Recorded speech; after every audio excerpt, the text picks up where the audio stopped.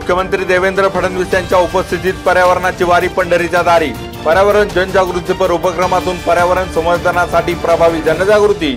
महाराष्ट्र प्रदूषण नियामक मंडळातर्फे राबवण्यात येणाऱ्या श्री क्षेत्र आळंदी ते पंढरपूर वारी या उपक्रमात वारकरी संप्रदायाच्या आध्यात्मिक परंपरेला पर्यावरण रक्षणाच्या उद्देशाची जोडून प्रभावी संदेश समाजापर्यंत पोहोचवला।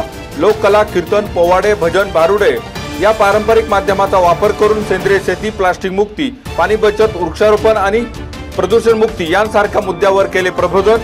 राज्याचे ग्रामविकास मंत्री जयकुमार गोरे, आमदार समाधान आवताडे, रणजितसिंह मोहिते पाटील, अभिजित पाटील, माजी खासदार रणजितसिंह नाईक निंबाळकर, महाराष्ट्र प्रदूषण नियामक मंडळाचे सदस्य नितीन गोरे, वरिष्ठ प्रशासकीय अधिकाऱ्यांसह पर्यावरण प्रेमी आणि वारकऱ्यांही सहभागी।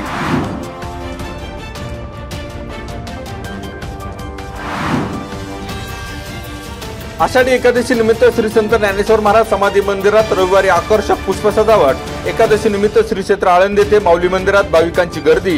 इंद्रायणी काठही गर्दीने फुलला।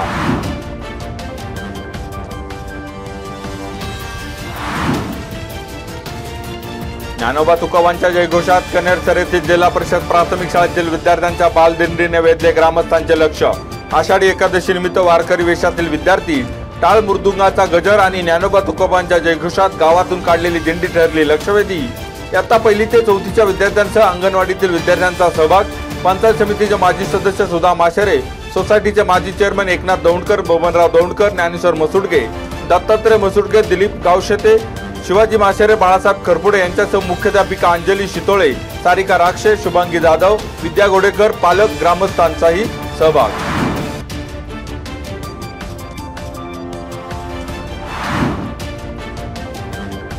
एकादशी निमित्त श्री क्षेत्र माळुंगे येथील मंदिरात विठ्ठल रुक्मिणीचे दर्शन घेण्यासाठी भाविकांची सकाळपासून लागली रेघ। पाठे, काकडा आरती, भजन, प्रवचन, कीर्तनासह विठ्ठल रुक्मिणी मंदिरामध्ये दिवसभर विठू नामाचा गजर। अवघा गाव विठ्ठल नामाच्या जयघोषात दंग। मंदिरामध्ये रांगोळी आणि फुलांची मनमोहक सजावट। मंदिरात विविध धार्मिक कार्यक्रमांचेही आयोजन।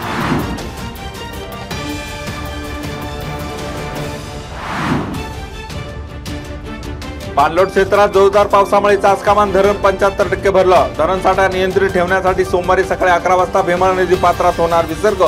भीमा नदी काठच्या गावांना सतर्कतेचा इशारा।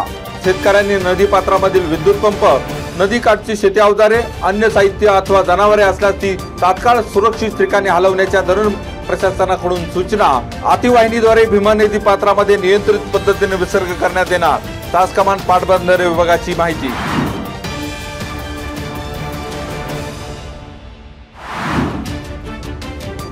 इथं अंडाबुर्जीचा व्यवसाय करायचा असेल तर महिन्याला 10,000 रुपयाचा हप्ता दे, अन्यथा व्यवसाय करायचा नाही असे म्हणून 6 जणांच्या टोळक्याने व्यावसायिकाला दिली धमकी। बांबोली येथील अंडाबुर्जी विक्रेत्यासह त्याच्या साथीदाराला हप्त्यासाठी जबरदस्तीने मोटार बसून नेलं जंगलात। नारायण गावटे, ऋषिकेश रोकडे, रोशन गोगावले यांना म्हाळुंगे एमआयडीसी पोलिसांनी घेतलं ताब्यात। अन्य तिघांविरोधात गुन्हा दाखल। राहुल देवकिशन चव्हाण यांची फिर्याद।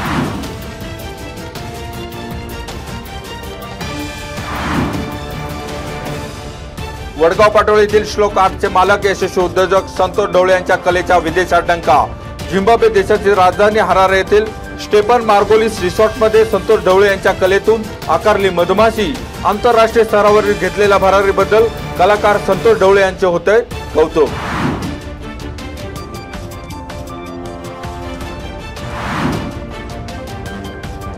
पाईड येथील स्पर्धा परीक्षेची तयारी करणाऱ्या विद्यार्थ्यांसाठी कृषी धवल अभ्यासिकेमध्ये मोफत वायफाय सुविधा। प्रत्येक महिन्याला रिचार्जसह डिजिटल शिक्षणाला चालना देणारी अभिनव योजना। दरेकर सोशल फाउंडेशन आणि जयसिंग दरेकर यांच्या संकल्पनेतून गावात कृषी धवल अभ्यासिकेच्या माध्यमातून स्पर्धा परीक्षेची तयारी। विद्यार्थ्यांसाठी मोफत वायफाय सुविधेचा लोकार्पण सोहळा। तिरुपती गवळी पतसंस्थेचे अध्यक्ष हिरामन रौंदळ, माजी चेअरमन अनिल डांगले, युवक अध्यक्ष जयसिंग दरेकर, संचालक आनंदा गुले, नंदकुमार डांगले, अकबरभाई इनामदार, सचिन रौंदळ आणि स्पर्धा परीक्षेची तयारी करणारे सर्व विद्यार्थ्यांचीही उपस्थिती।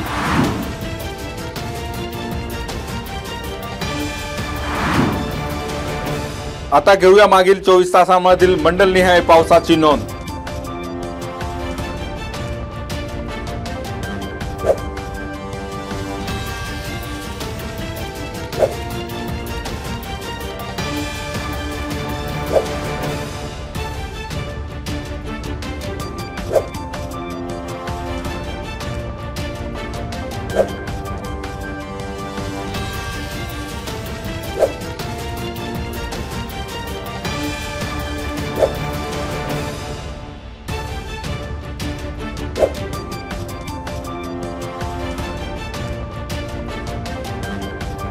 आता धरणांमधील पाणी साठ्यावर एक नजर।